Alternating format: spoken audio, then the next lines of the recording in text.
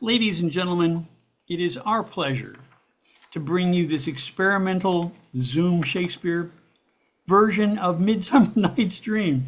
Here in Midsummer Night's Dream, the residents of Athens mix with fairies from a local forest with comic results.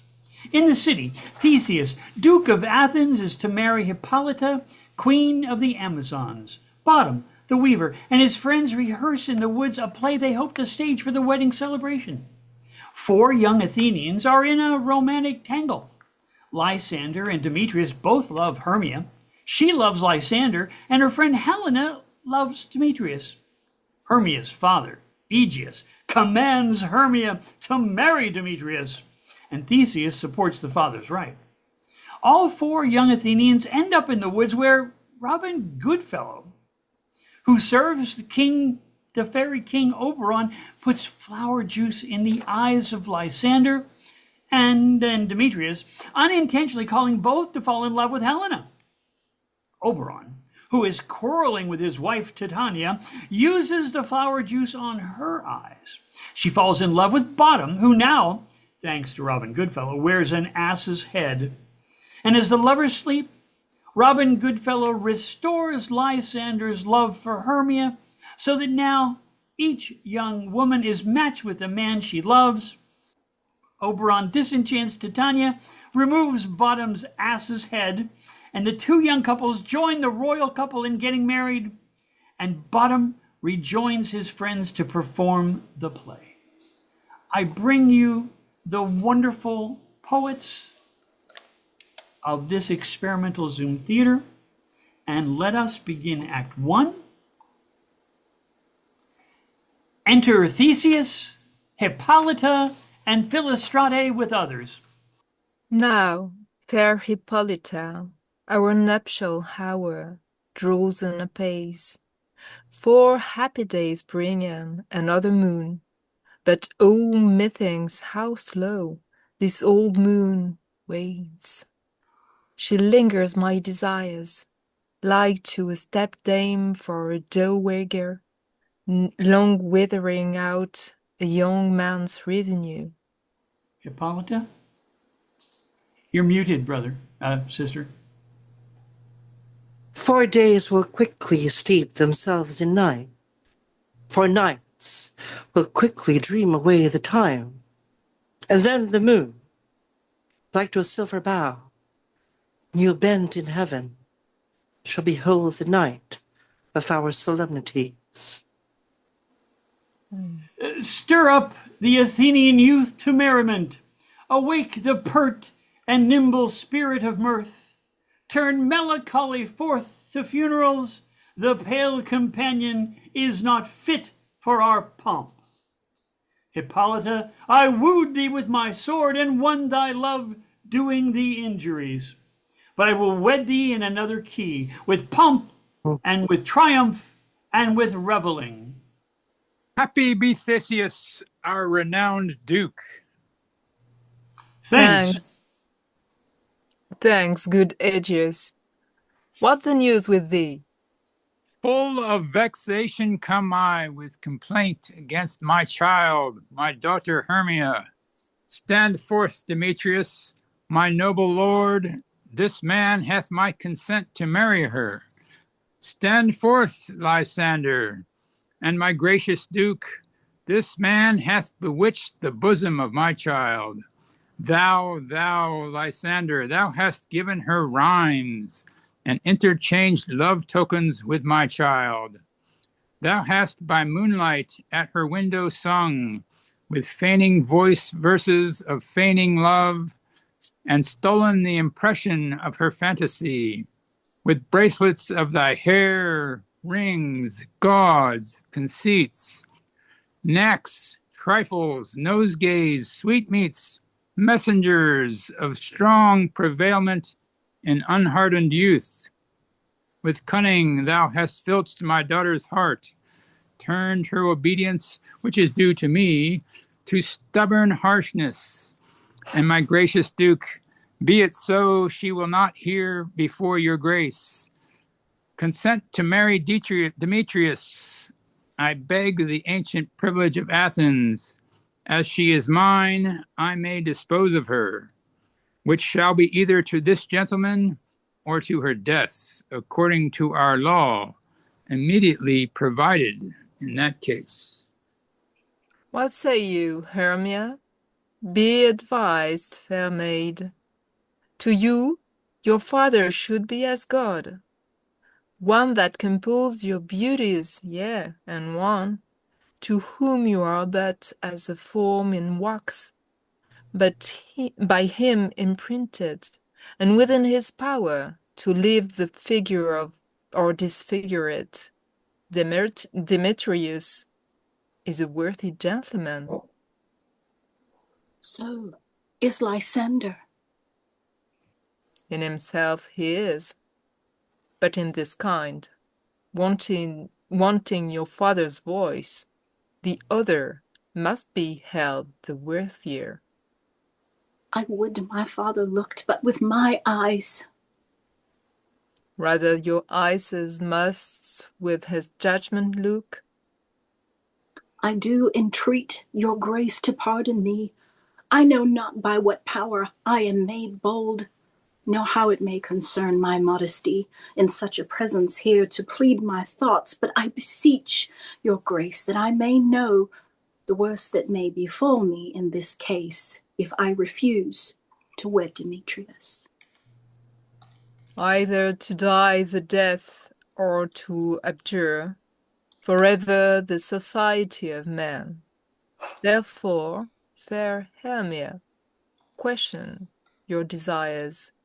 Know of your youth, examine well your blood, whether, if you yield not to your father's choice, you can endure the livery of a nun. For to be in shady cloister mute,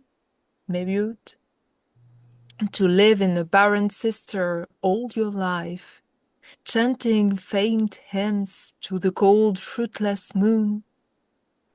Thrice blessed they that master so their blood to undergo such maiden pilgrimage. But earthlier happy is the rose distilled than that which, withering on the virgin thorn, grows, lives, and dies in single blessedness. So will I grow, so live, so die, my lord? Ere I will yield my virgin patent up unto his lordship, whose unwished yoke my soul consents not to give sovereignty. Take time to pause.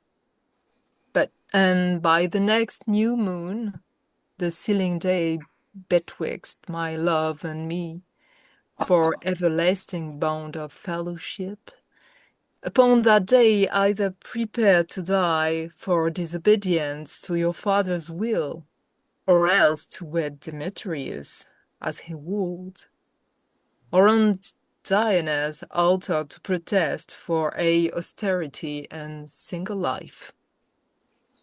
Relent, sweet Hermia, and Lysander, yield thy crazed title to my certain right. You have her father's love, Demetrius. Let me have Hermia's. Do you marry him? Scornful Lysander, true, he hath my love, and what is mine, my love shall render him. And she is mine, and all my right of her I do estate unto Demetrius. I am, my lord, as well derived as he, as well possessed. My love is more than his. My fortunes every way is fairly ranked, if not with vantage as Demetrius's. And, which is more than all these boasts can be, I am beloved of beauteous Hermia. Why should not I then prosecute my right? Demetrius, I'll avouch it to his head, made love to Nidar's daughter, Helena, and won her soul, and she, sweet lady, devoutly dotes dotes in idolatry upon this spotted and inconsistent man. I must confess that I have heard so much, and with Demetrius thought to have spoke thereof. But, being overfull of self-affairs, my mind did lose it. But Demetrius come Egeus, you shall go with me. I have some private schooling for you both. For you, fair Hermia, look you arm yourself to fit your fences to your father's will, or else the law of Athens yields you up, which by no means we may extenuate, to death or to a vow of single life. Come, my Hypolita, what cheer, my love? Demetrius and Egeus, go along. I must employ you in some business against our nuptial, and confer with you of something nearly that concerns yourself. With duty and desire we follow you. How now, my love? Why is your cheek so pale? How chance the roses there do fade so fast? Belike for want of rain, which I could well between them from the tempest of my eyes. Ay me, for aught that I could ever read, could ever hear by tale or history, the course of true love never did run smooth, but either it was different in blood. O cross, too high to be enthralled to low. Or else misgraft in respective years. O spite, too old to be engaged to young.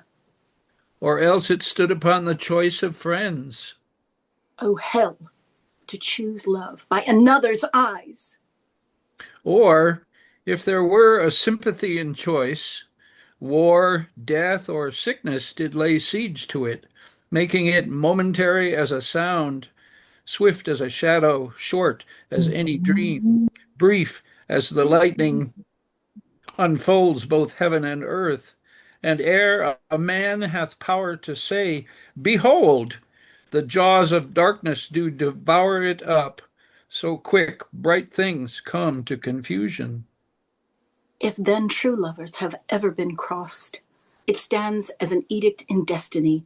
Then let us teach our trial patience, because it is a customary cross, as due to love as thoughts and dreams and sighs, wishes and tears, poor fancy's followers. A good persuasion. Therefore, hear me, Hermia. I have a widow aunt, a dowager of great revenue, and she hath no child. From Athens is her house remote, 7 leagues, and she respects me as her only son. There, gentle Hermia, may I marry thee, and to that place the sharp Athenian law cannot pursue us.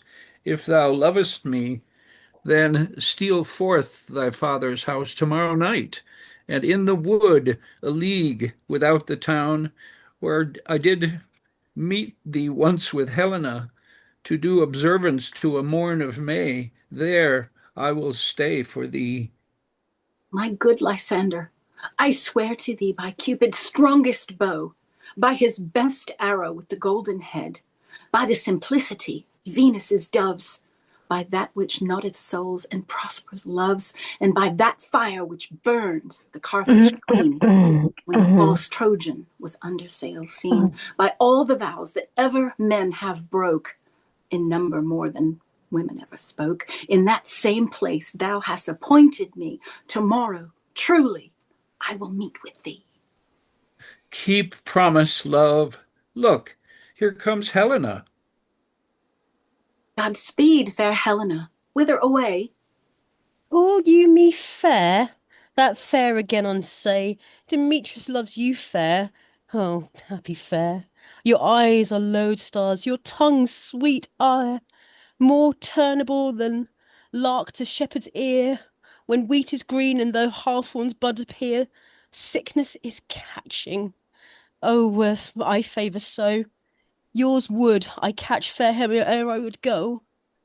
My ear would catch your voice, my eye your eye, my tongue should catch your sweet melody. Were the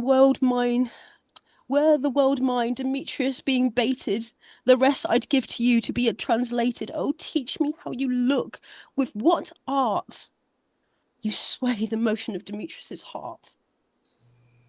I frown upon him, yet he loves me still. Sorry, one second.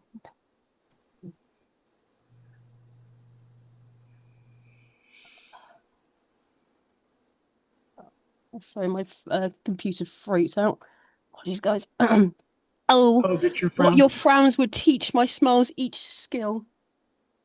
I give him curses, yet he gives me love. Oh, what my prayers such affection move. The more I hate, the more he follows me. The more I love, the more he hateth me. His folly, Helena, is no fault of mine. None but your beauty, what that fault were mine. Take comfort. He no more shall see my face. Lysander and myself will fly this place. Before the time I did Lysander see, seemed Athens as a paradise to me. Oh, then what graces in my love do dwell, that he hath turned a heaven unto a hell.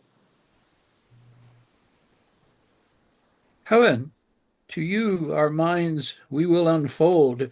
Tomorrow night, when Phoebe doth behold her silver visage in the watery glass, decking with liquid pearl the bladed grass, a time that lovers' flights doth still conceal, through Athens' gates have we devised to steal. And in the wood, where often you and I upon faint primrose beds were wont to lie, emptying our bosoms of their counsel sweet, there my Lysander and myself shall meet, and thence from Athens turn away our eyes to seek new friends and stranger companies. Farewell, sweet playfellow, pray thou for us, and good luck grant thee thy Demetrius. Keep word, Lysander. We must starve our sight from lovers' food till tomorrow deep midnight. I will, my Hermia. Helena, adieu. As you on him, Demetrius, dote on you. How happy some over others can be. Though Athen I am thought as fair as she, but what of that? Demetrius thinks not so. He will know what all but he do know, and as he errs, doting on Hermia's eyes, so I, admiring his qualities. Things base and vile, holding no quantity, love can transpose to form and dignity. Love looks with eyes, but with this mirror, with the mind, and therefore as wing of Cupid painted blind, nor doth love mind of any judgment taste, wings and no eyes, figure in heedy haste, and therefore it is love, stead to be a child, because in choice it is so oft beguiled, as waggish boys and game themselves forswear, so the boy love is perjured elsewhere.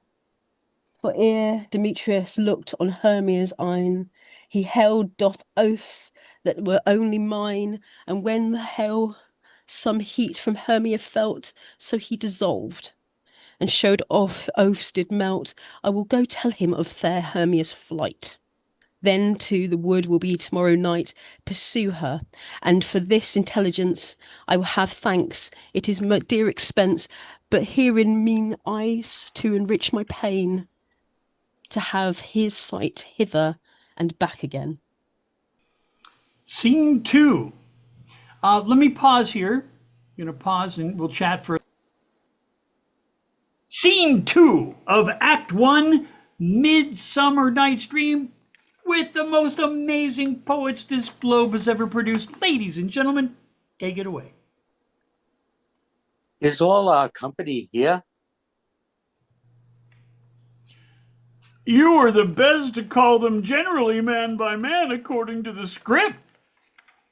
Here is the scroll of every man's name, which is thought fit, through all Athens to play in our interlude before the Duke and the Duchess on his wedding day at night. First, good Peter Quince, say what the play treats on, then read the name of the actors, and so grow to a point. Mary, our play is the most lamentable comedy and most cruel death of Pyramus and Thisbe. Oh, a very good piece of work, I assure you, and merry. Now, good Peter Quince, call forth your actors by the scroll. Masters, spread yourselves. Answer as I call you. Nick Bottom the Weaver. Ready. Name your part. I am for, and proceed. You, Nick Bottom, are set down for Pyramus. What is Pyramus? A lover or a tyrant?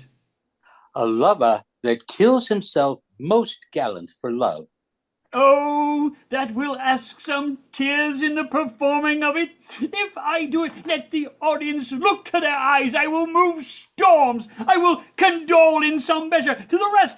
Yet my chief humor is for a tyrant. I could play Hercules rarely, or a part to tear a cat in, to make all split. The raging rocks and shivering shocks shall break the locks of prison gates, and Phoebus' car shall shine from far, and make and mar the foolish fates. That was lofty. Now, name the rest of the players. That's Hercules' vein, a tyrant's vein. A lover is more condoling. Francis Flute, the bellows mender. Francis Flute? Here, Peter Quince. Flute, you must take Thisbe on you. What is this? A wandering light? It is the lady that Pyramus must love. Nay, faith, let me play a woman. I have a herd coming. That's all one. You shall play it a mask, and you may speak as small as you will. And I may hide my face. Let me play Thisbe too. I'll speak in a monstrous little voice. Disney, Pyrrhus, my lover dear, thy Thisbe dear, thy lady dear. No, you must play Pyramus, and Flute, you Thisbe. I can't talk right now. Well, proceed. Robin Starveling, the tailor. Peter Quince. Robin Starveling, you must play Thisbe's mother, Tom Snout, the tinker. Here, Peter Quince. You, Pyramus's father, myself, Thisbe's father, Snug the joiner, you the lion's part, and I hope there is a play fitted. Have you the lion's part written? Pray you, if it be, give it to me, for I am slow of study. You may do it extempore, for it is nothing but roaring. Let me play the lion too. I will roar that I will do a man's heart good to hear me. I will roar that will make the Duke say, let him roar again, let him roar again. And you should do it terribly. You would fright the Duchess and the ladies, that they would shriek, and that were enough to hang us all. It would hang us all. Every mother's son. Every mother's son. Every mother's son. Every mother's son. I grant you, friends, if you should fright the ladies out of their wits, they would have no more about discretion but to hang us. I will aggravate my voice so that I will roar you as gently as any suckling dove. I will roar you as 'twere any nightingale. You can play no part but Pyramus, for Pyramus is a sweet-faced man, a proper man, as one shall see in a summer's day, a most lovely gentlemanly man. Therefore you must needs play Pyramus. Well, I will undertake it. What beard were I best to play it in? Why, what you will. I will charge it either your straw-coloured beard, your orange tawny beard, your purple in grain beard, or your French crown colour beard, your perfect yellow. Some of your French crowns have no hair at all, and then you will play barefaced. But, masters, here are your parts, and to him treat you, request you, and desire you to come by them tomorrow night and meet me in the palace wood, a mile without the town by moonlight. There will we rehearse, for if we meet in the city, we shall be dogged, and company our devices known. In the meantime, I will draw a bill of properties such as our play wants. I pray you fail me not. We will meet, and there we may rehearse. Most obscenely and courageously take pains, be perfect, adieu. At the Duke's Oak we meet. Enough, hold a cut bowstrings. They exit. Okay, let's pause it there. And we now begin Act 2, Scene 1, Midsummer Night's Dream. How now, spirit? Whither wander you? Over hill, over dale, through bush, through briar, over park, over pale, thorough, flood, thoroughfare, fire. I do wander everywhere, swifter than the moon's spear, and I serve the fairy queen to do her orbs upon the green. The cowslips tall her pensioners be, in her gold coats spots you see, those be rubies, fairy favors, in those freckles live their savors. I must go seek some dewdrops here, and hang a pearl in every cowslip's ear. Farewell, thou lob of spirits, I'll be gone. Our queen and all her elves come here anon. The king doth keep his revels here tonight. Take heed the queen come not within his sight, for Oberon is passing fell and wrath, because that she, as her attendant hath, a lovely boy stolen from an Indian king. She never had so sweet a changeling, and jealous Oberon would have the child knight of his train to trace the forest wild, but she, perforce, withholds the lovely boy, crowns him with flowers and makes him all her joy. And now they never met in grove or green, but fountain clear and spangled starlight sheen. But they do square that all their elves for fear creep into acorn cups and hide them there. Either I mistake your shape and making quite, or else you are that shrewd and knavish sprite called Robin Goodfellow.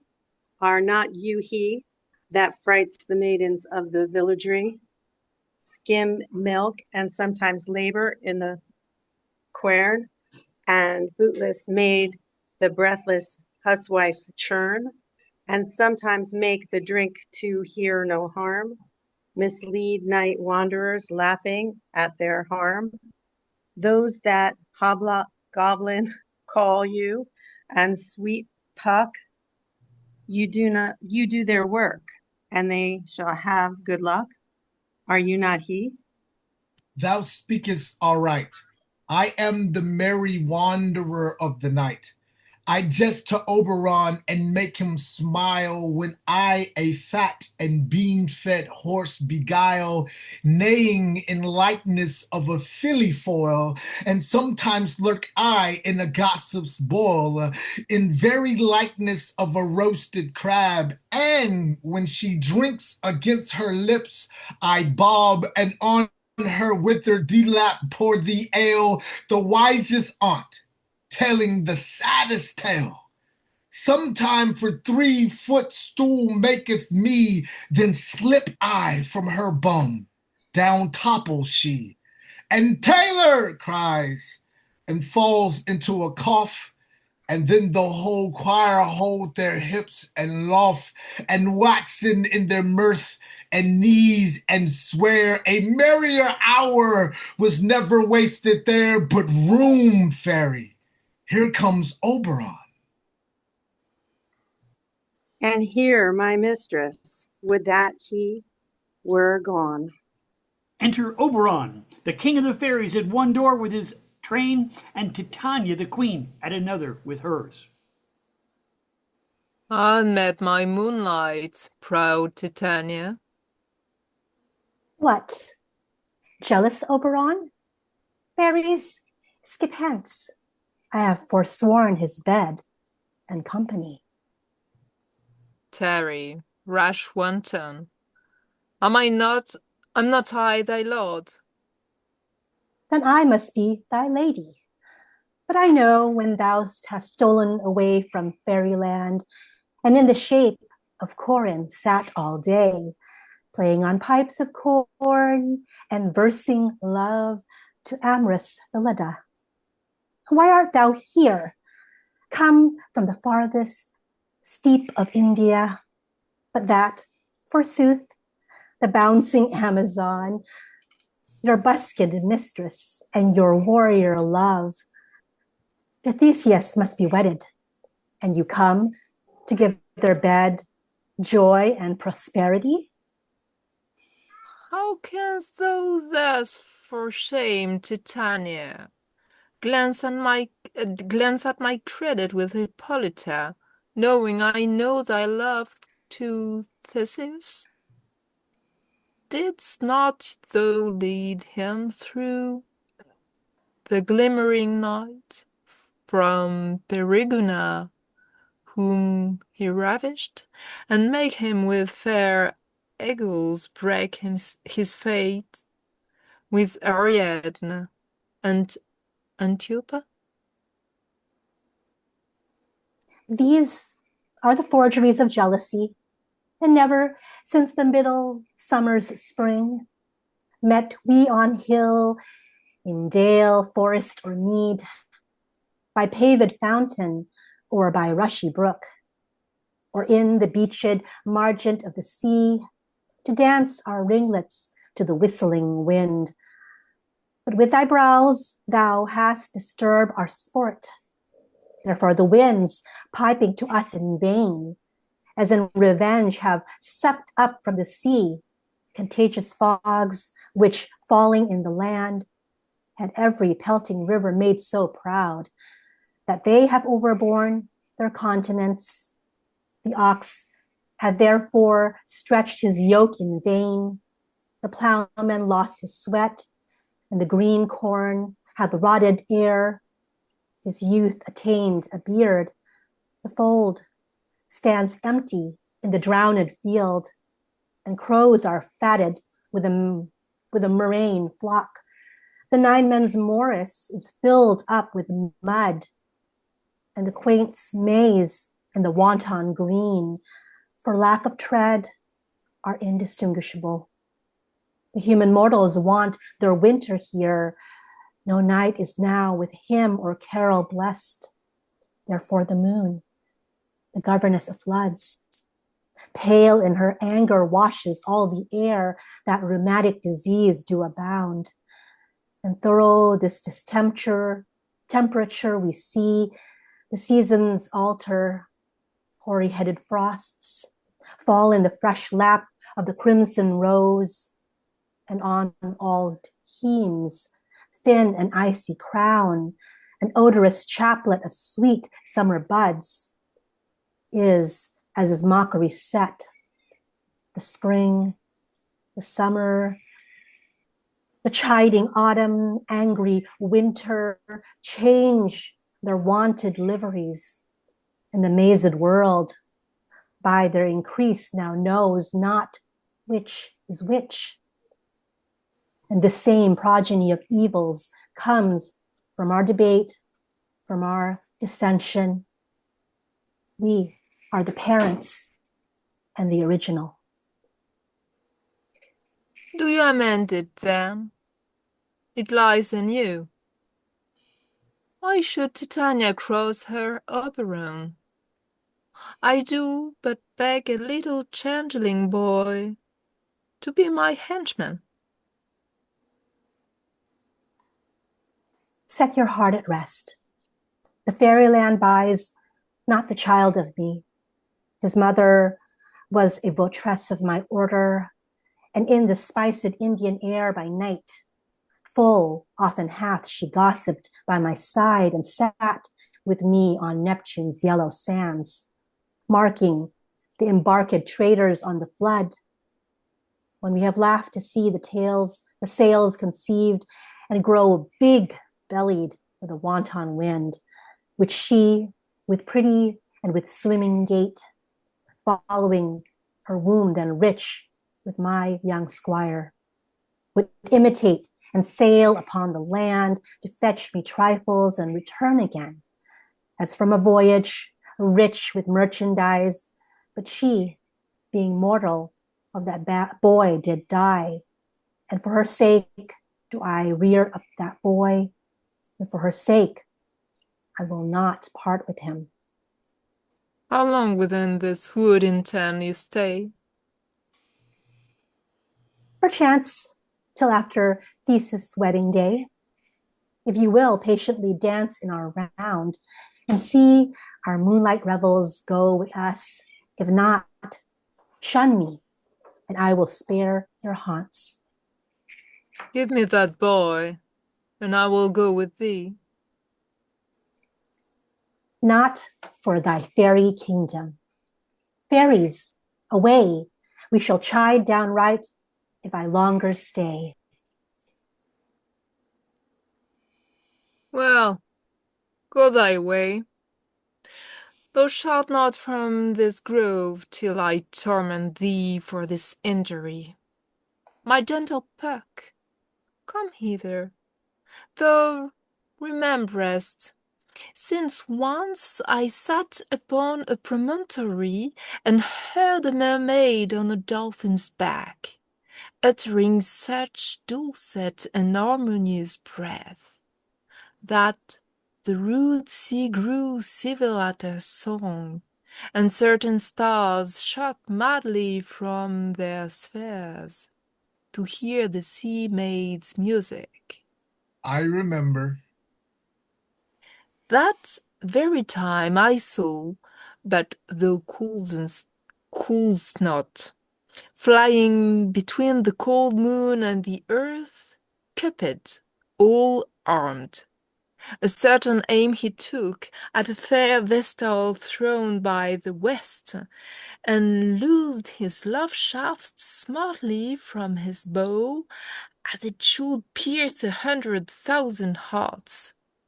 But I might see young Cupid's fiery shafts quenched in the chaste beams of the watery moon, and the imperial votress passed on in maiden meditation fancy-free. Yet marked I where the bolt of Cupid fell. If it fell upon a little western flower, before milk-white, now purple with love's wand, and maidens call it love in idleness. Fetch me that flower. The herb is showed thee once. The juice of it on sleeping eyelids laid will make or man or woman madly dote upon the next live creature that it sees. Fetch me this herb, and be thou here again, ere the Leviathan can swim a league. I'll put a girdle round about the earth in 40 minutes. Having won the juice, I'll watch Titania when she is asleep, and drop the liquor of it in her eyes. The next thing then she waking looks upon, be it on lion, bear, or wolf, or bull, or meddling monkey, or on busy ape, she shall pursue it with the soul of love, and ere I take this charm from off her sight, as I can take it with another herb, I'll make her render up her page to me. But who comes here? I am invisible, and I will overhear their conference. I love thee not, Therefore pursue me not. Where is Lysander and fair Hermia? The one I'll stay, the other stayeth me. Thou toldst me they were stolen into this wood, and here am I, and wood within this wood, because I cannot meet my Hermia. Hence get thee gone, and follow me no more. You draw me, you hard-hearted adamant, but yet you draw not iron from my heart. It is true as steel. Leave me your power to draw, and I shall have no power to follow you. Do I entice you? Do I speak you fair? Or rather do I not in plainest truth tell you I do not, nor I cannot, love you?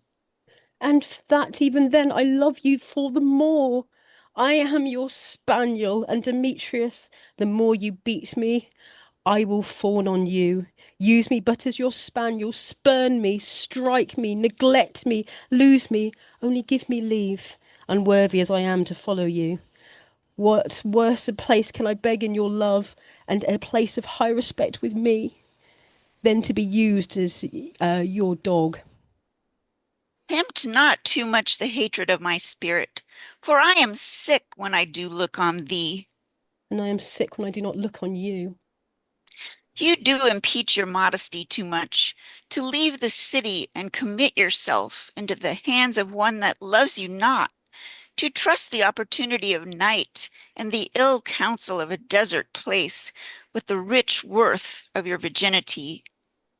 Your virtue is my privilege, for that is not the night that I do not see your face. Therefore I think I am not in the night. Nor doth the wood lack worlds of company, for you in my respect are all the world. Then how can it be said that I am alone, where in all the world I am here to look is here to look on me? I'll run from thee and hide me in the brakes, and leave thee to the mercy of wild beasts. The wildest hath not such a heart as you. Run when you will, the story shall be changed. Apollo flies and Daphne holds the chase. Ooh, good time for my computer to freeze. Okay. The dove pursues the griffin, and mid-head makes speed to catch the tiger. Boundless speed when cowardice pursues and valor flies. I will not stay thy questions. Let me go, or if thou follow me, do not believe, but I shall do thee mischief in the wood. Ay, in the temple and in the town, the field, you do me mischief. Fie, Demetrius, your wrongs do set a scandal on my sex. We cannot fight for love as men may do. You shall be wooed and not made to woo. I will follow thee and make a heaven of hell, to die upon the hard hand I do love so well.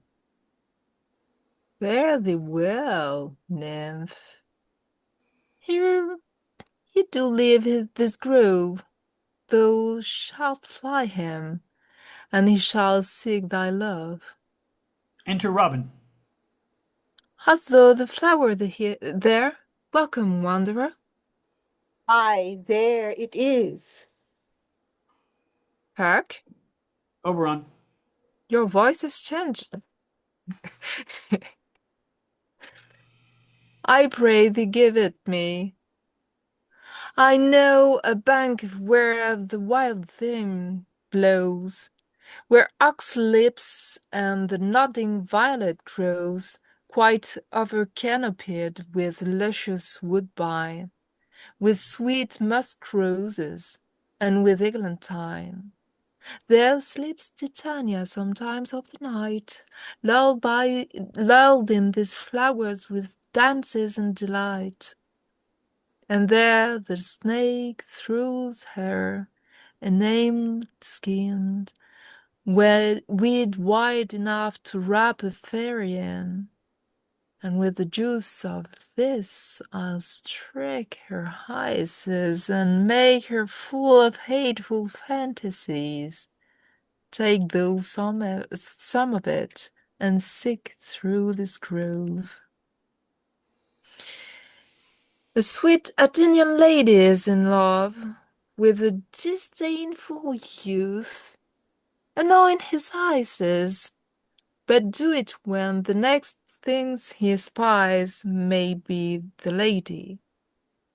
Thou shalt know the man by the Athenian garments he hath on, effected with some care, that he may prove more fond on her than she upon her love. And look thou meet me here the first cock crow. Fear not, my lord. Your servant shall do so. They exit. Scene 2. Enter Titania, queen of the fairies with her train. Come, now a roundel and a fairy song. Then, for the third part of a minute hence, some to kill cankers in the musk rose buds. Some war with Artemis for their leathern wings to make my small elf coats, and some keep back the clamorous owl that nightly hoots and wonders at our quaint spirits. Sing me now asleep. Then to your offices let me rest. You spotted snakes with double tongues, thorny hedgehogs, ye not seen, newts and blind worms do no wrong. Come not near our fairy queen. Philomel with melody, singing our sweet lullaby. La la la la, lullaby. La la la la, lullaby. Never harm, nor spell nor charm. Come our lovely lady nigh. So good night with lullaby. Weaving spiders, come not here. Hence, ye long-legged spiders, hence. Beetles, black, approach not near. Worm nor snail do no offense. Philomel with melody, singing our sweet lullaby. La la la la lullaby. La la la la lullaby. Never charm, nor spell nor charm. Come our lovely lady nigh. So good night with lullaby. Hence away! Now all is well. One aloof stands sentinel. Enter Oberon, who anoints Titania's eyelids with the nectar. What thou seest when thou dost wake, do it for thy true love take. Love and language for his sake. Be it once or cat or bear part, or boar with bristled hair. In thy eye that shall appear when thou wakest, it is thy dear. Wake when some vile thing is near. Fair love, you faint with wandering in the wood, and to speak truth, I love, forgot our way. We'll rest us, Hermia, if you think it good, and tarry for the comfort of the day. Be it so, Lysander. Find you out a bed, for I upon this bank will rest my head. One turf shall serve as pillow for us both, one heart, one bed, two bosoms, and one truth. Nay, good Lysander, for my sake, my dear, lie further off yet. Do not lie so near. Oh, take the sense, sweet, of my innocence. Love takes the meaning in love's conference. I mean that my heart unto yours is knit, so that but one heart we can make of it, two bosoms interchanged with an oath, so then two bosoms and a single troth. Then by your side no bedroom me deny, for lying so, Hermia, I do not lie. Lysander riddles very prettily. Now shrew my manners and my pride. If Hermia meant to say Lysander lied, but gentle friend for love and courtesy, lie further off in human modesty. Such separation as may well be said, becomes a virtuous bachelor and a maid. So far be distant, and good night, sweet friend. Thy love ne'er alter, thy sweet life end.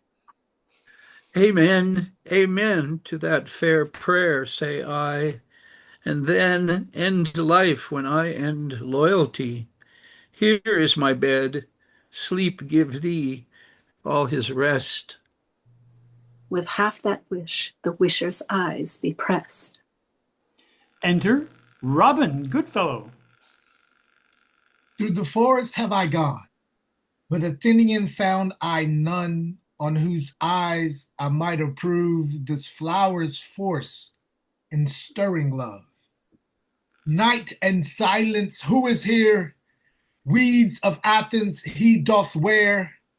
This is he, my master said, despise the Athenian maid, and hear the maiden sleeping sound on the dank and dirty ground. Pretty soil she durst not lie near this lack love, this kill courtesy. Churl, upon thy eyes I throw all the power this charm doth owe. When thou wakest, let love forbid sleep his seat on thy eyelid. So awake when I am gone, for I must now to Oberon. Enter Demetrius and Helena running. What? Stay! Thou shalt kill me, sweet Demetrius. I charge thee hence, and do not haunt me thus. Oh, wilt thou darkling leave me? Do not so. Stay on thy peril. I alone will go. Oh, I am out of breath in this fond chase. The more my prayer, the lesser my grace.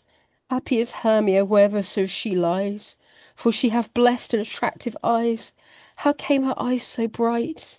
Not with salt tears, so if my eyes are oftener washed than hers. No, no, I am as ugly as a bear. For beasts that meet me shall run for fear.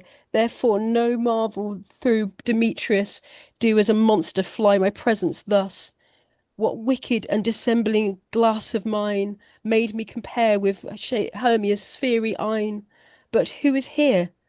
Lysander on the ground, dead or asleep? I see no blood, no wound. Lysander, if you live, good sir, awake. And run through fire I will for thy sweet sake, transparent Helena. Nature shows art that through thy bosom makes me see thy heart. Where is Demetrius? Oh, how fit a word is that vile name to perish on my sword. Do not say so, Lysander, say not so. What through thy love of Hermia, Lord, what though? Yet Hermia still loves you. Then hear consent. Content with Hermia? No, I do repent the tedious minutes I spent with her. Not Hermia, but Helena I love, who will not change a raven for a dove. The will of man is by his reason swayed, and reason says you are the worthier maid.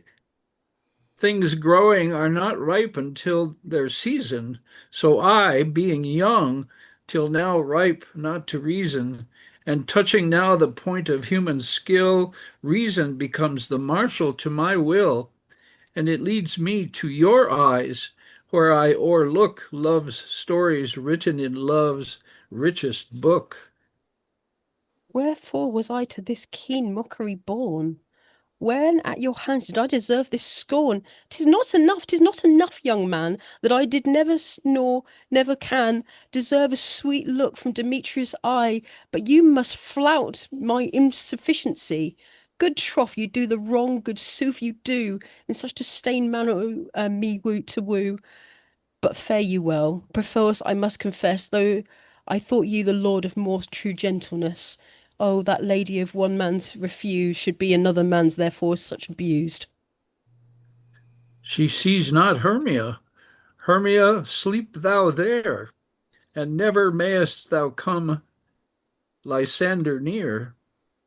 For as a surfeit of the sweetest things the deepest loathing to the stomach brings, or as the heresies that men do leave are hated most by those they did deceive, so thou, my surfeit and my heresy, of all be hated, but the most of me, and all my powers address your love and might to honor Helen and to be her knight. Help me, Lysander, help me. Do thy best to pluck this crawling serpent from my breast. I me for pity. What a dream was here, Lysander. Look how I do quake. With fear, methought a serpent ate my heart away. And you sat smiling at his cruel prey, Lysander. What removed? Lysander, Lord, what, out of hearing? Gone? No sound, no word. Alack, where are you? Speak, and if you hear, speak of all loves. I swoon almost with fear. No? Then I well perceive you are not nigh. Either death or you I'll find immediately.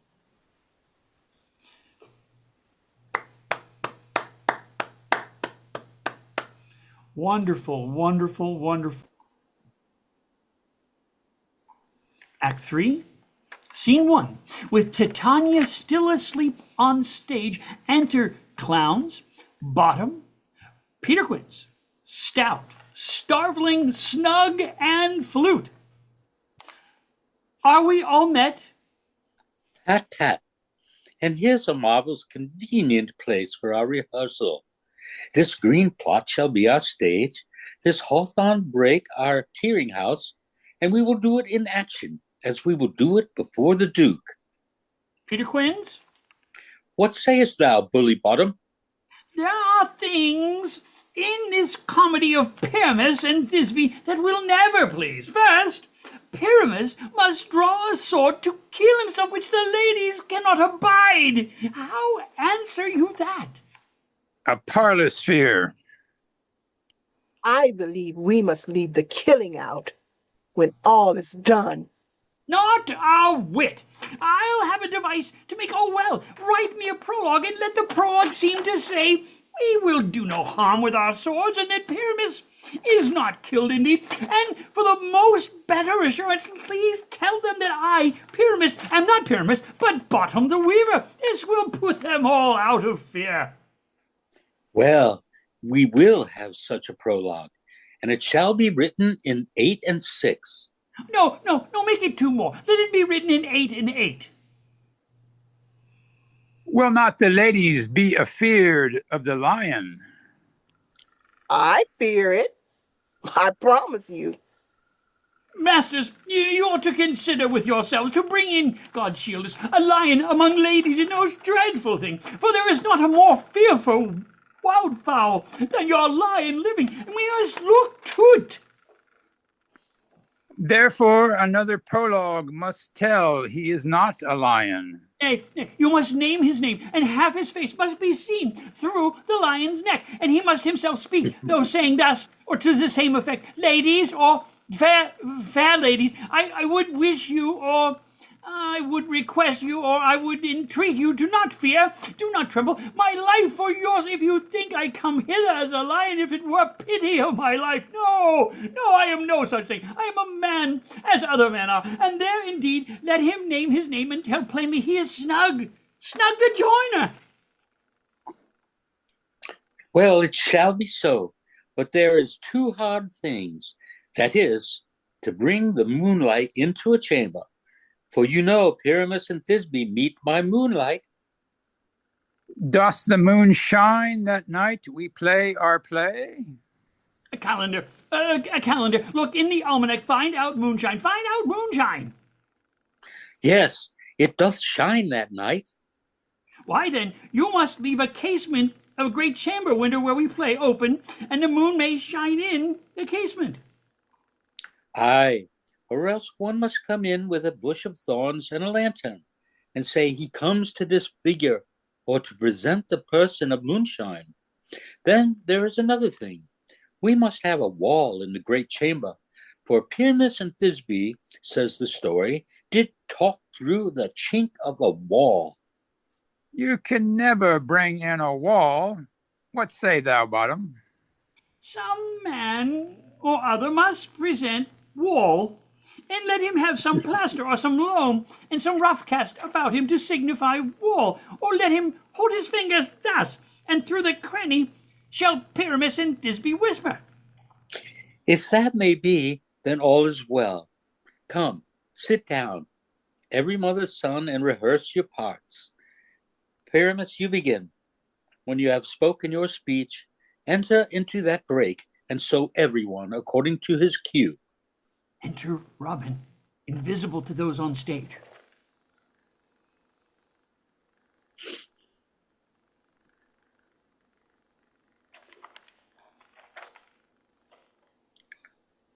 What hempen homespuns have we swaggering here, so near the cradle of the fairy queen? What, a play toward? I'll be an auditor, an actor too, perhaps, if I see cause. Speak, Pyramus, Thisbe, stand forth.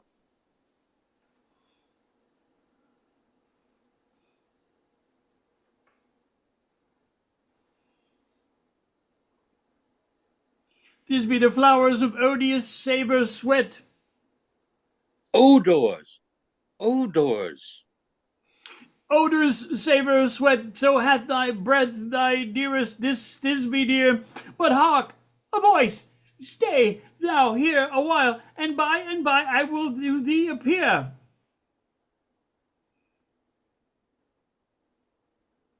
A stranger, Pyramus, then e'er played there.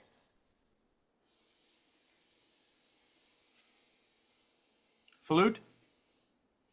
Must I speak now? Aye, Mary, must you, for you must understand. He goes but to see a noise that he heard, and is come again.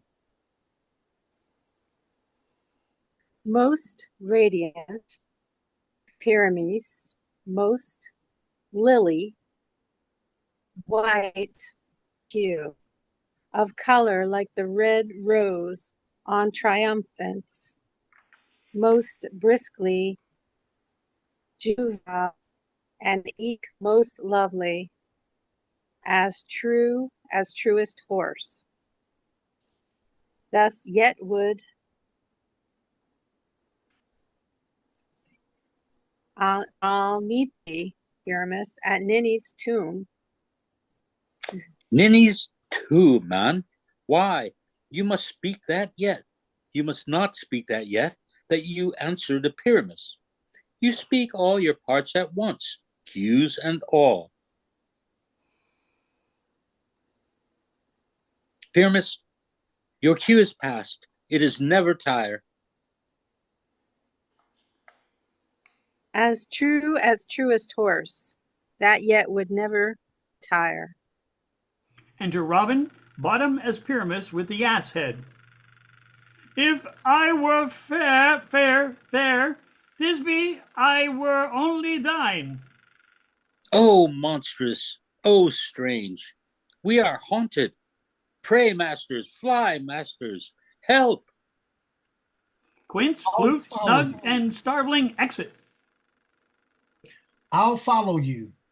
I'll lead you about around through bog, through bush, through brake, through briar. Sometime a horse be, sometime a hound, a hog, a headless bear, sometime a fire, and neigh and bark and grunt and roar and burn like horse, hound, hog, bear, fire at every turn.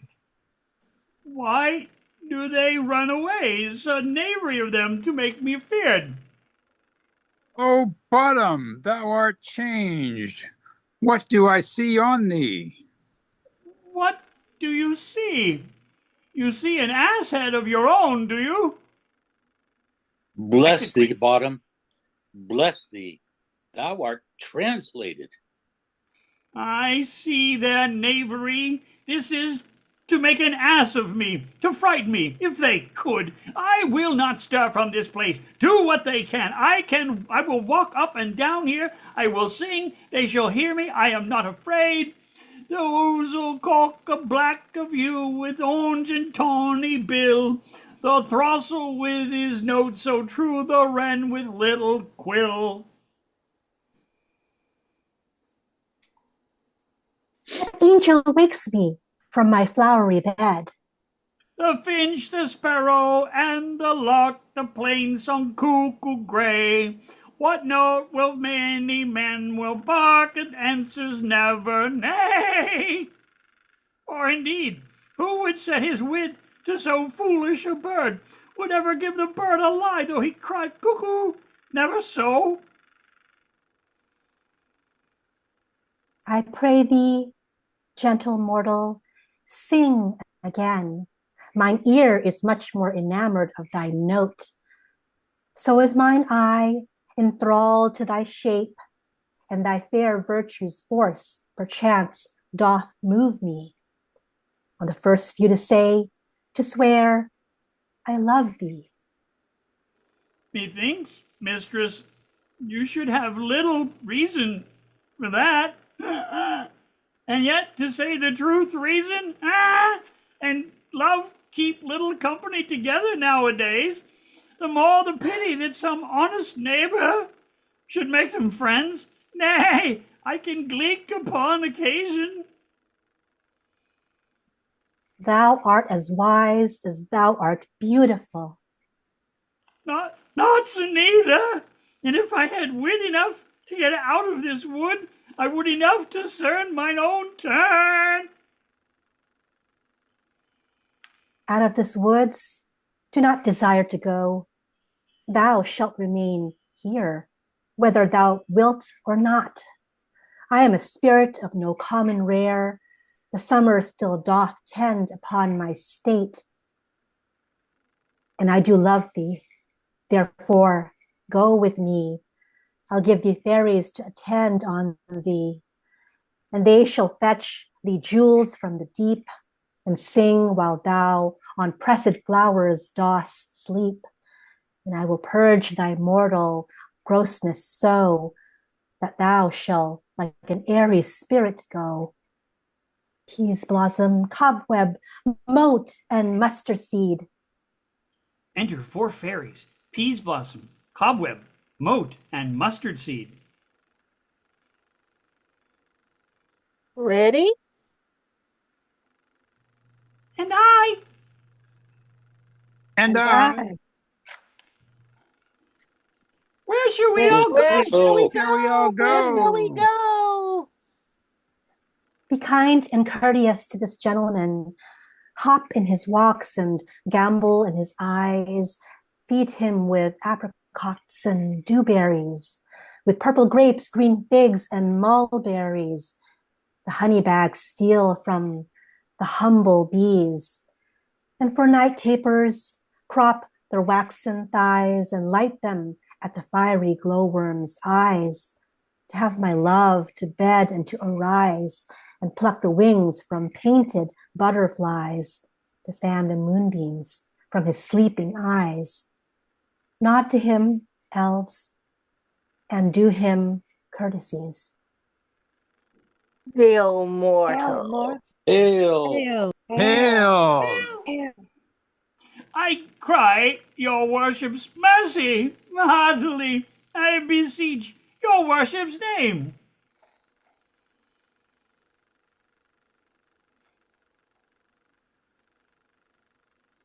Cobweb, I shall desire more of your acquaintance, good Master Cobweb.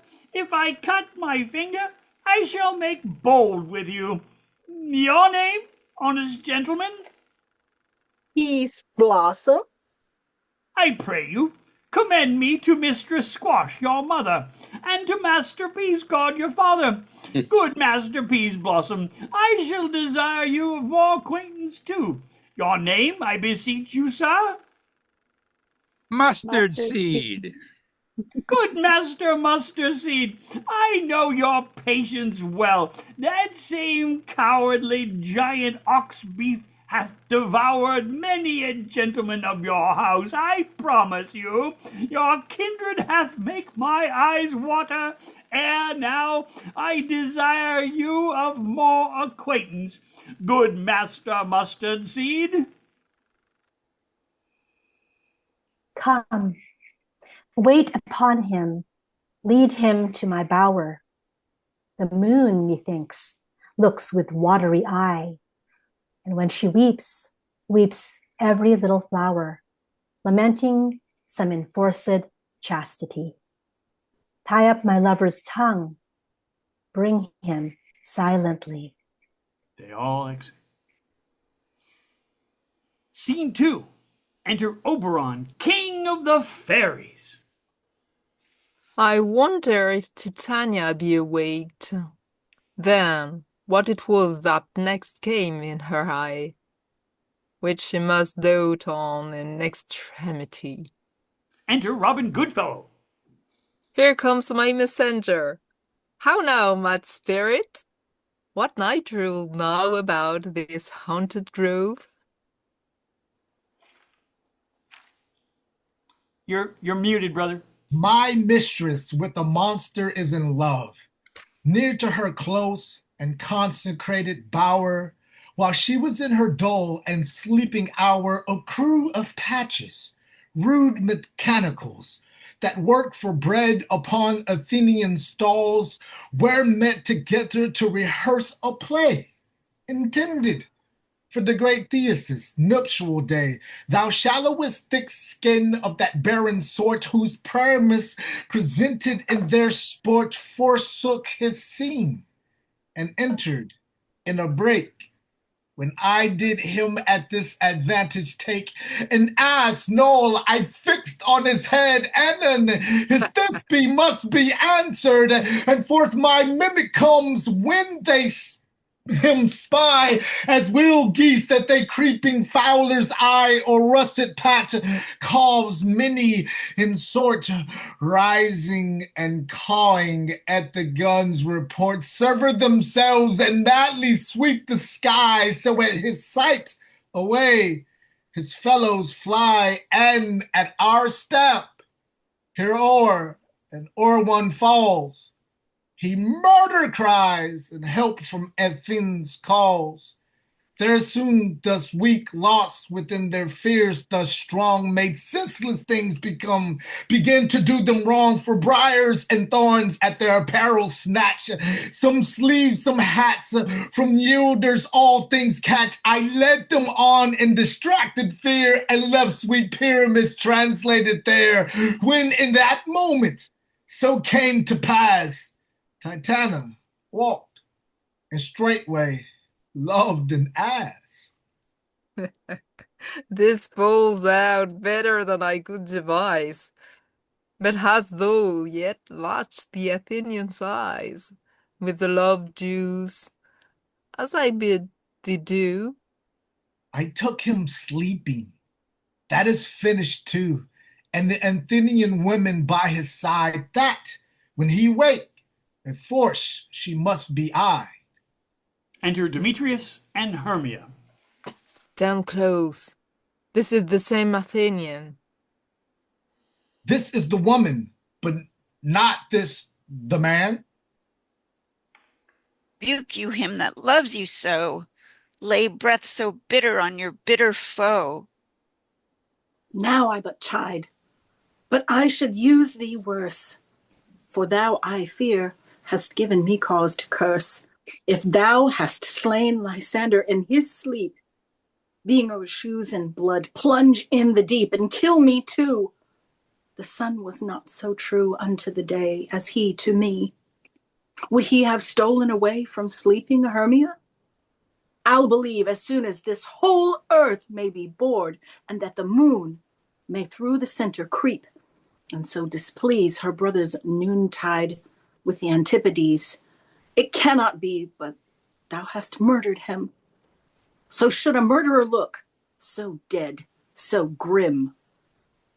So should the murderer look, and so should I, pierced through the heart with your stern cruelty.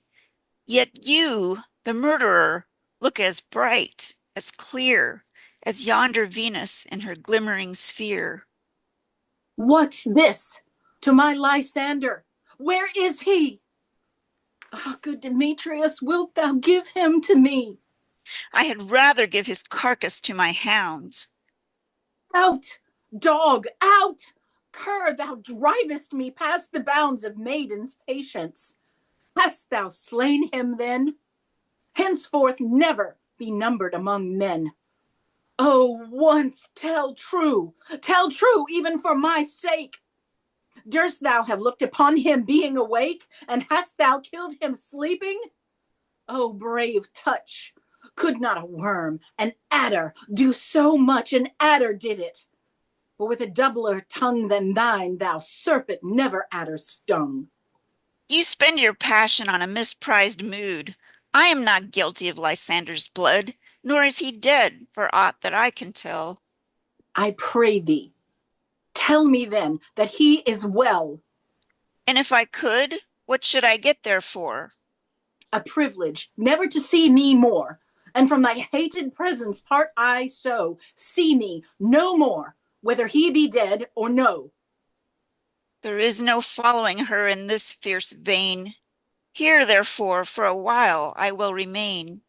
So sorrow's heaviness doth heavier grow, for debt that bankrout sleep doth sorrow owe, which now in some slight measure it will pay, if for his tender here I make some stay. He lies down and falls asleep. What hast thou done? Thou hast mistaken quite, and laid the love juice on some true love's sight. Of thy misprision must perforce ensue some true love turned, and not a false turn true. Then fate, O rules, that one man holding troth, a million fail confounding oath on oath. About the wood goes swifter than the wind, and Helena of Athens look thou find.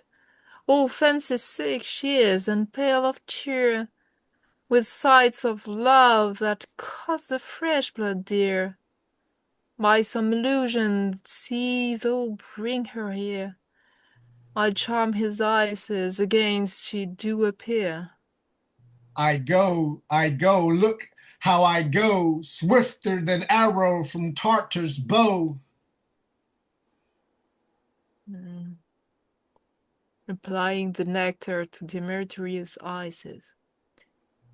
Flower of this purple dye, hid with Cupid's archery, sinking apple of his eye.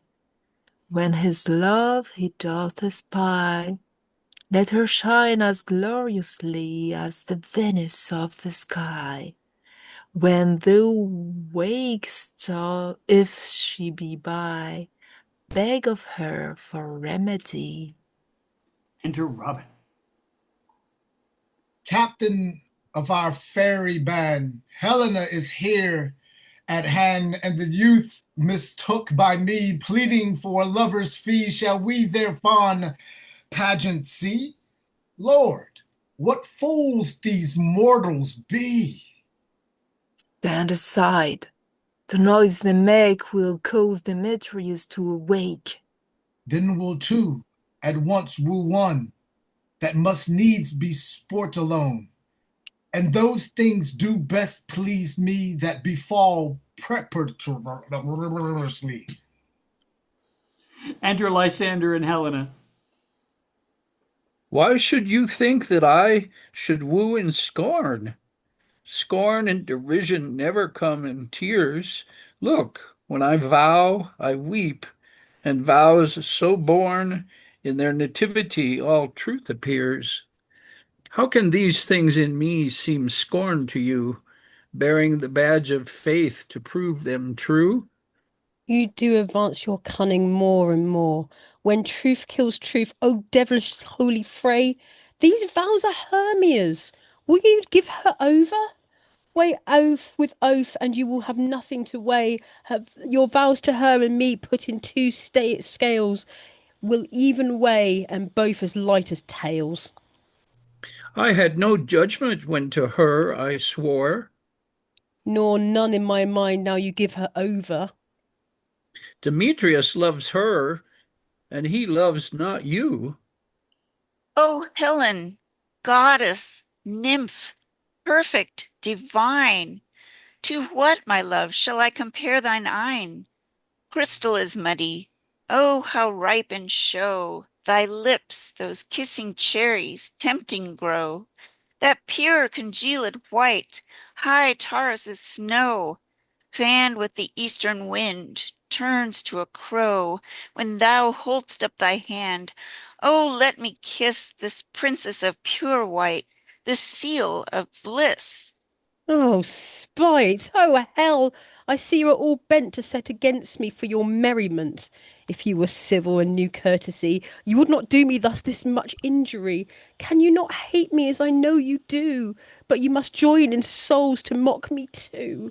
If you were men as men you are in show, I would not use a gentle lady so to vow and swear and praise my parts, when I am sure you hate me with your hearts. You both are rivals and love Hermia, and now both rivals to mock Helena. A trim exploit, a manly enterprise, to conjure tears up in a poor maid's eyes.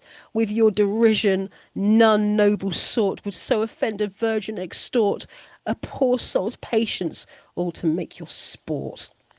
You are unkind, Demetrius. Be not so, for you love Hermia. This you know, I know, and here, with all good will, with all my heart, in Hermia's love I yield you up my part, and yours of Helena to me bequeath, whom I do love and will do till my death. Never did mockers waste more idle breath. Lysander, keep thy Hermia, I will none. If e'er I loved her, all that love is gone. My heart to her but as guest-wise sojourned, and now to Helen is at home returned, there to remain. Helen, it is not so. Disparage not the faith thou dost not know, lest to thy peril thou abye it dear.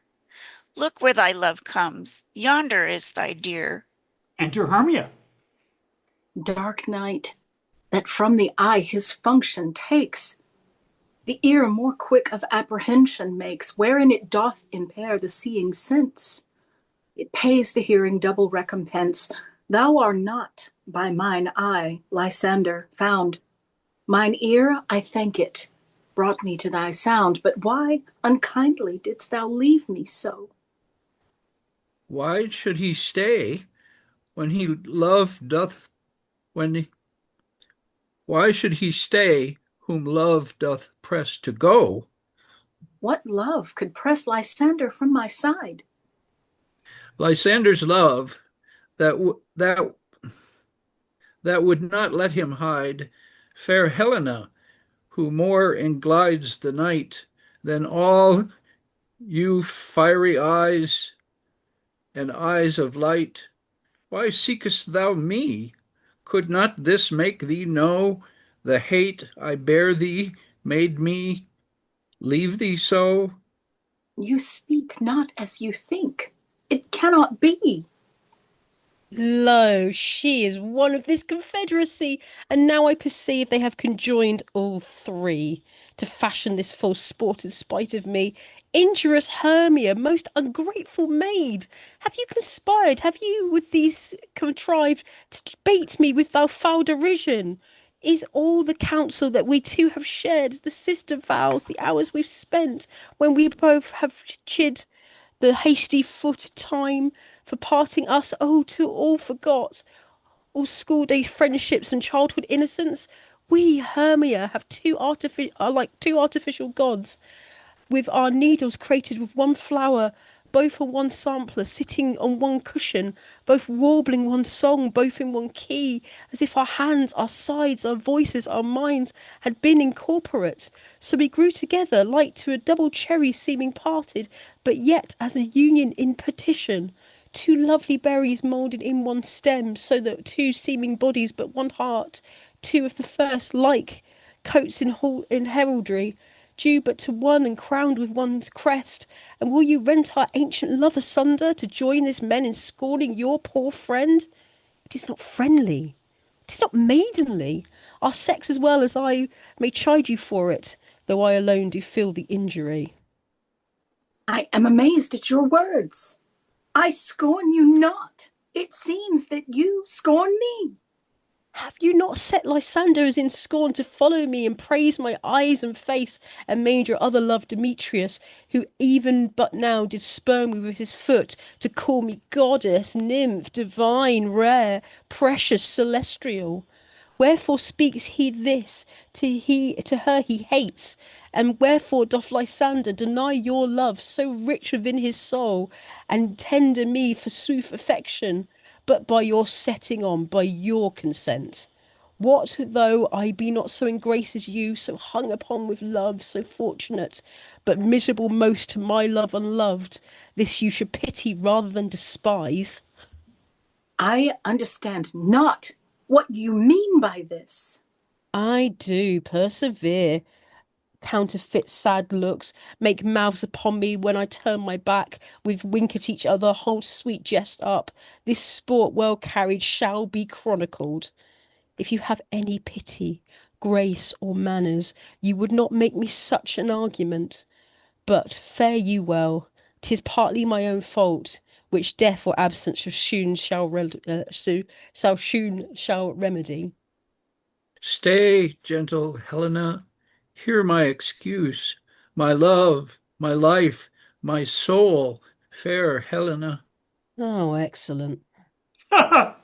Sweet, do not scorn her so. If she cannot entreat, I can compel. Thou canst compel no more than she entreat. Thy threats have no more strength than her weak prayers, Helen. I love thee. Be my life. I swear by that which I will lose for thee, to prove him false that says I love thee not. I say I love thee more than he can do. If thou say so, withdraw and prove it too. Quick, come. Lysander, whereto tends all this? Away, you Ethiope. No, no, he'll seem to break loose. Take on as you would follow, but yet come not. You are a tame man. Go. Hang off, thou cat, thou burr, vile thing, let loose, or I will shake thee from me like a serpent. Why are you grown so rude? What change is this, sweet love? Thy love? Out, tawny Tartar, out, out, loathed medicine, O hated potion, hence. Do you not jest? Yes, sooth, and so do you. Demetrius, I will keep my word with thee. I would I had your bond, for I perceive a weak bond holds you. I'll not trust your word.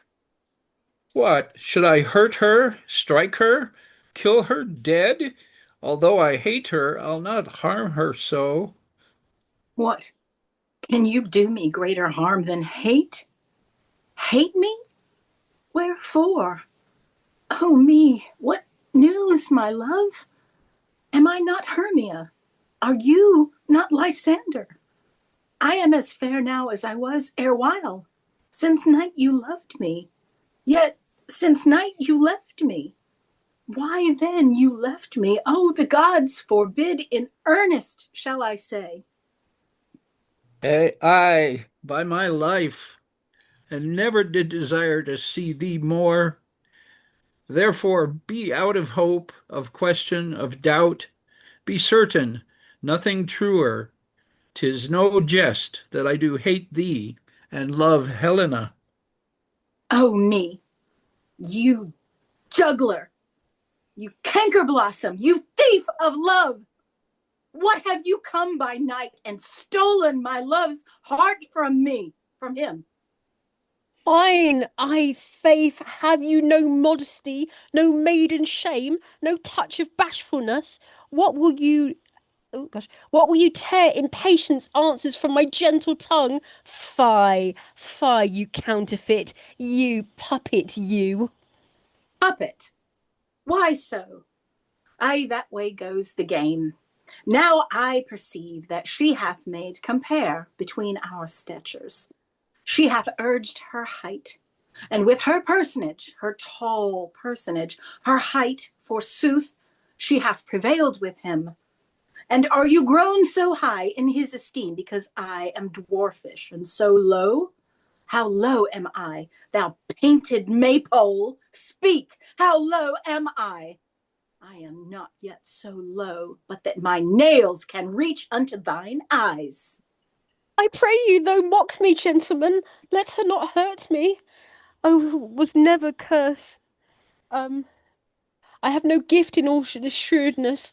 I am a right maid for my cowardice. Let her not strike me. You perhaps may think because she is something lower than myself that I must match for her. I am much match for her. Lower. Hark again. Good Hermia, be not so bitter with me. I ever much did love you, Hermia. Did you ever keep your counsels, never wronged you? Save that in the love unto Demetrius. I told him of your stealth unto this wood. He followed you for love. I followed him. But he hath chid me hence and threatened me to strike me, spurn me, nay, to kill me too. And now, so you will let me quiet go to Athens, I will hear my folly back and follow you no further. Let me go, and you shall see how simple and fond I am. Why get you gone? Who is it that hinders you? A foolish heart that I leave here behind. What? With Lysander? With Demetrius. Be not afraid, she shall not harm thee, Helena. No, sir, she shall not, though you take her part. Oh, when she is angry, she is keen and shrewd. She was a vixen when we went to school, and though she be but little, she is fierce. Little, again, nothing but low and little. Why will you suffer her to flout me thus? Let me come to her. Get you gone, you dwarf, you minimus of hindering, not grass maid, you bead, you acorn. You are too officious in her behalf that scorns your services. Let her alone. Speak not of Helena. Take not her part. For if thou dost intend never so little show of love to her, thou shalt abye it. Now she holds me not. Now follow, if thou darest, to try whose right of thine or mine is most in Helena. Follow? Nay, I'll go with thee, cheek by jowl. You, mistress, all this coil is long of you. Nay, go not back. I will not trust you. I no longer stay in your cursed company. Your hands than mine are quicker for a fray. My legs are longer than yours, though, to run away. I am amazed and know not what to say. This is thy negligence. Still thou mistakest, or else commits thy knaveries wilfully. Believe me, King of Shadows, I mistook. Did not you tell me I should know the man by the Athenian garments he had on?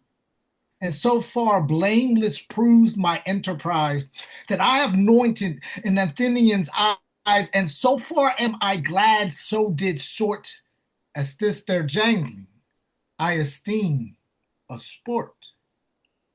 Though still these lovers seek a place to fight, hide therefore, Rabin, overcast the night, the starry welkin cover though anon, with drooping fog as black as Acheron, and lead these testy rivals so astray as one come not within another's way. I to Lysander's sometimes frame thy tongue, then steer Demetrius up with bitter wrong, and sometime rail through, though like Demetrius, and from each other look, though lead them thus, till o'er their brows death counterfeiting sleep with leaden legs and batty wings doth creep. Then crush this herb into Lysander's eye. He gives a flower to Robin, whose liquor hath this virtuous property to take from thence all error with his might, and make his eyeballs roll with wonted sight. When the next wake, all this derision shall seem a dream and fruitless vision, and back to Athens shall the lovers wend, with league whose date till death shall never end.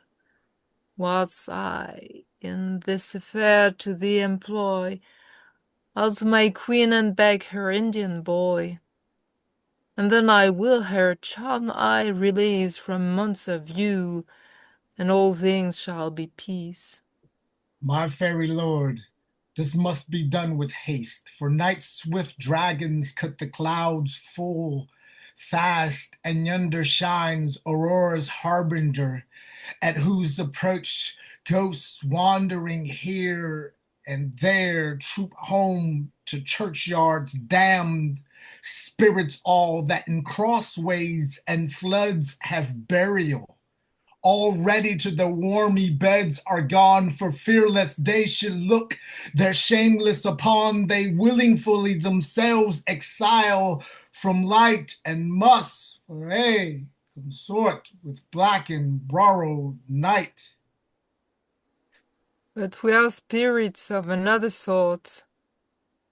I with the morning's love have oft made sport, and, like a forester, the groves may tread, even till the eastern gate, and fiery red, opening on Neptune with fair blessed beams, turns into yellow gold his salt green streams. But, notwithstanding haste, make no delay, we may effect this business yet here day. Up and down, I will lead them up and down. I am feared in the field and town, goblin lead them up and down. Here comes one. Enter Lysander. Where art thou, proud Demetrius? Speak thou now. Here, villain, drawn and ready, where art thou? I will be with thee straight. Follow me then to plainer ground. Enter Demetrius. Enter Demetrius. Lysander, speak again. Thou runaway, thou coward, art thou fled? Speak. In some bush? Where dost thou hide thy head? Thou coward, art thou bragging to the stars, telling the bushes that thou look'st for wars and wilt not come? Come, recreant, come, thou child, I'll whip thee with the rod. He is defiled that draws a sword on thee. Yea, art thou there? Follow my voice. We'll try no manhood here. Enter Lysander.